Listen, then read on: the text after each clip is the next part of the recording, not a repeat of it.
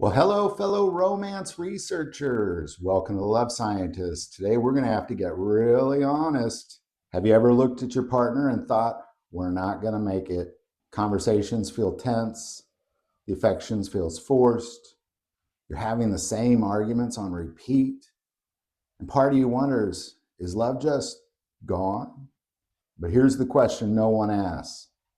What if the relationship isn't broken? What if it's just predictable? Today, we're breaking down exactly how to fix a relationship when it feels hopeless, but not just with wishful thinking, with science and data.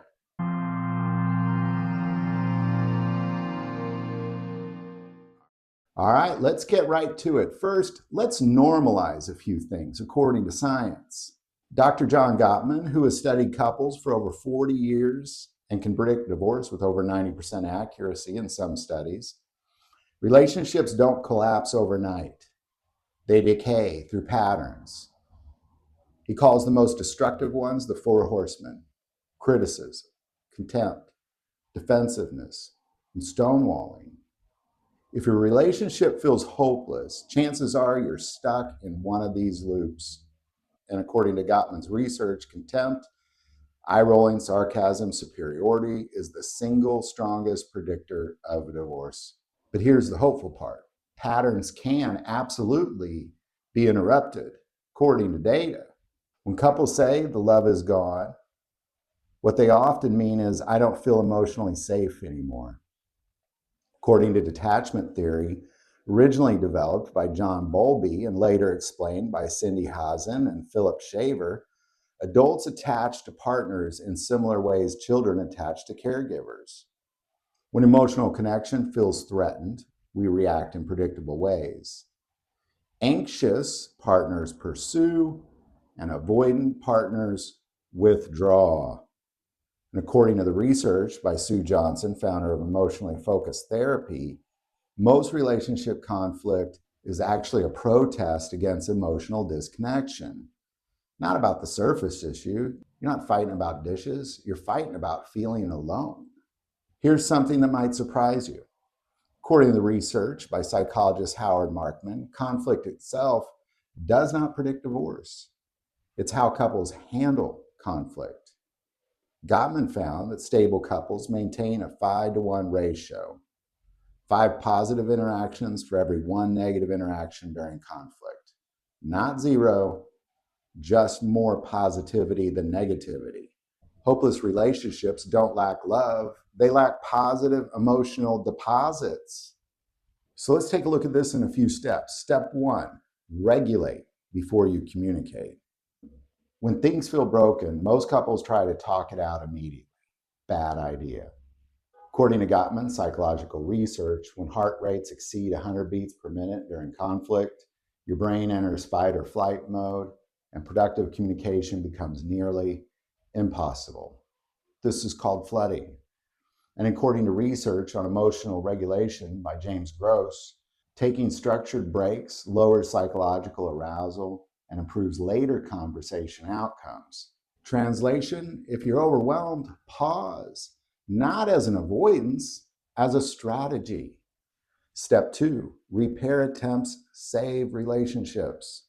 Here's one of the most important findings in relationship science.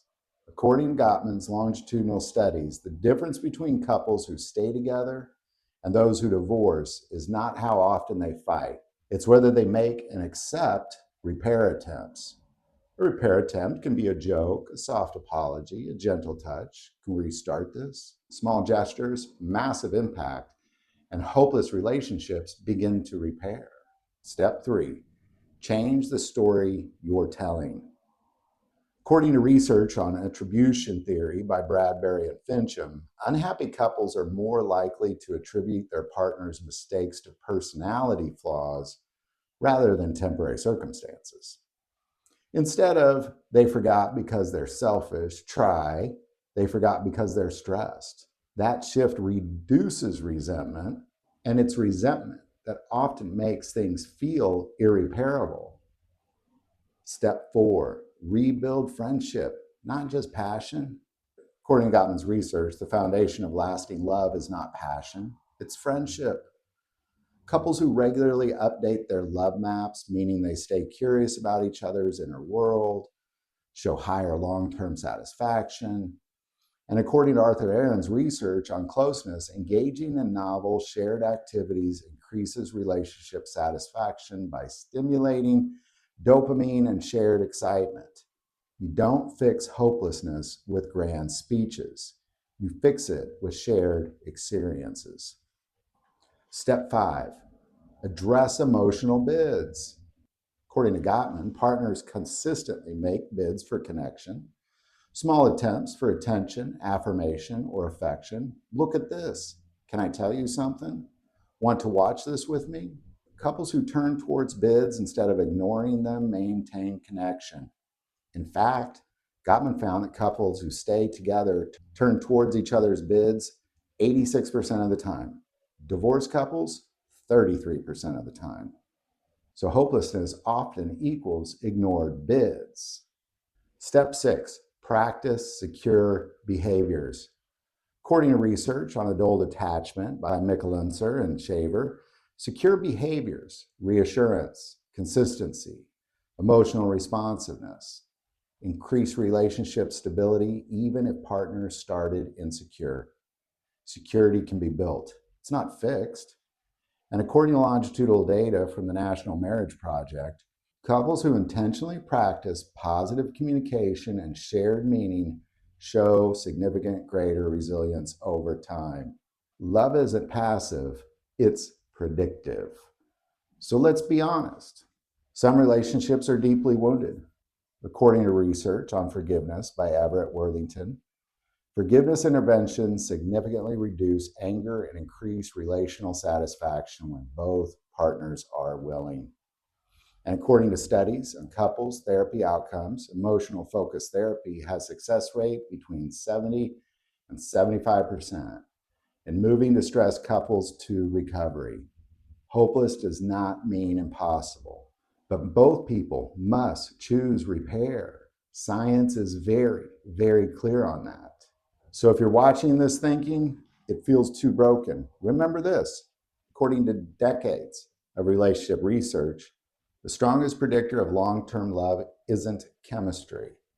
It's responsiveness, it's repair, it's emotional safety. Relationships don't die from one mistake, they die from repeated disconnection. And they heal the same way, repeated reconnection. So this love scientist, and remember, don't go into love blind, use science and data to help you be more successful in romance. We put all of our scientific sources below.